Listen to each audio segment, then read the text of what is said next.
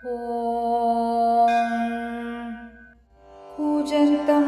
राम रामेति मधुरं मधुराक्षरम् आरुह्य कविताशाखां वन्दे वाल्मीकिकोकिलम् अञ्जनानन्दनं वीरं जानकीशोकनाशनं कपीशमक्षहन्तारम् वन्दे लङ्काभयङ्करम् नमोऽस्तु रामाय सलक्ष्मणाय देव्यै च तस्यै जनकात्मजायै नमोऽस्तु रुद्रेन्द्रयमानिलेभ्यो नमोऽस्तु चन्द्रार्कमरुद्गणेभ्यः श्रीगुरुभ्यो नमः। सुन्दरकाण्डम् सर्ग 61। अथ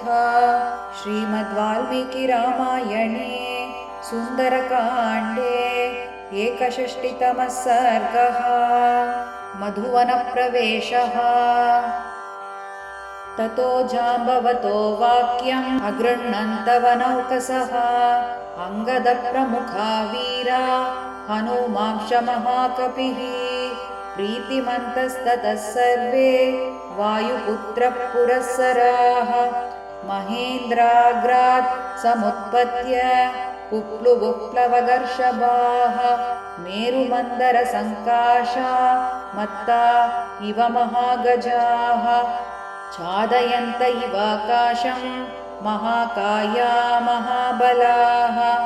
सभाज्यमानं भूतैस्ताम् आत्मवन्तं महाबलं हनूमन्तं महावेगं वहन्त इव दृष्टिभिः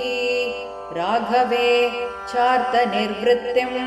कर्तुं च परमं यशः समाधाय समृद्धार्था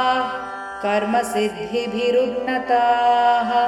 प्रियाख्यानोन्मुखा सर्वे युद्धाभिनन्दिनः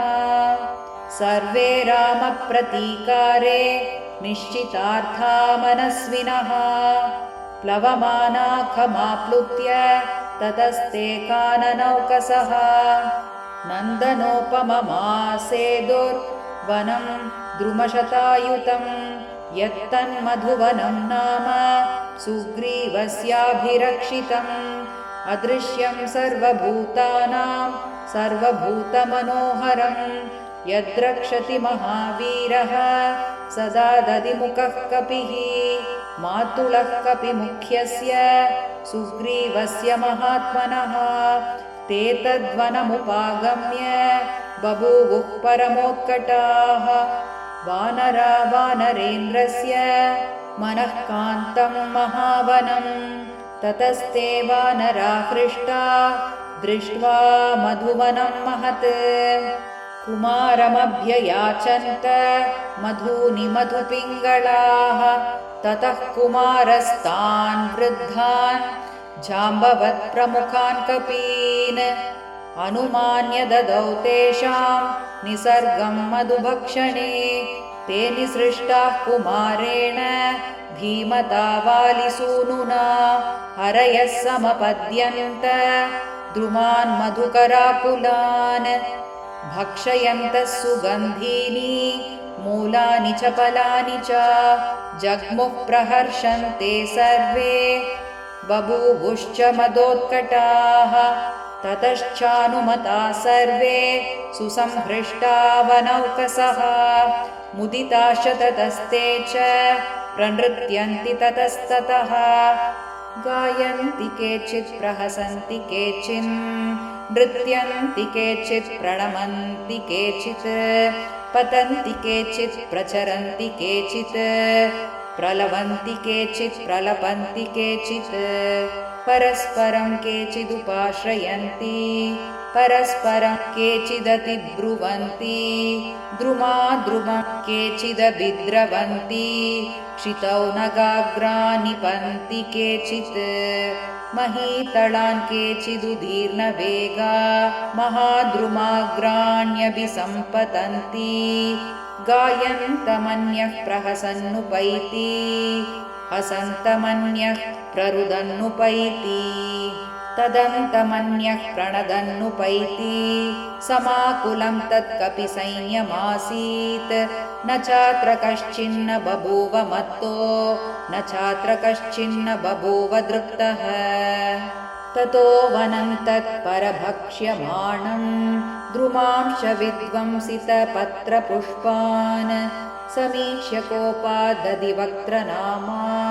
निवारयामास कपिः कपींस्तान् सतैः प्रवृद्धैः परिभर्त्स्यमानो वनस्य गोप्ता हरिवृद्धवीरः चकार भूयो मतिमग्रतेजा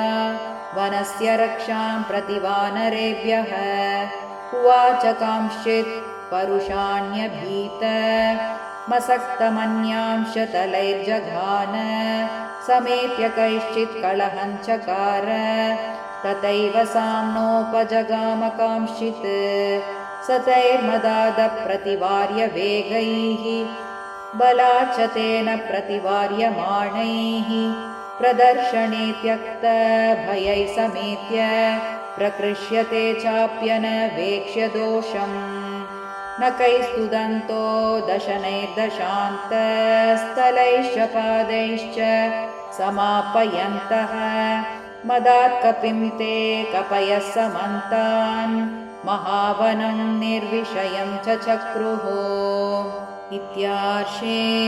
श्रीमद् रामायणे वाल्मीकि आदिकाव्ये सुन्दरकाण्डे 61तमः सर्गः। जानकीकान्तस्मरणं जय जय राम राम।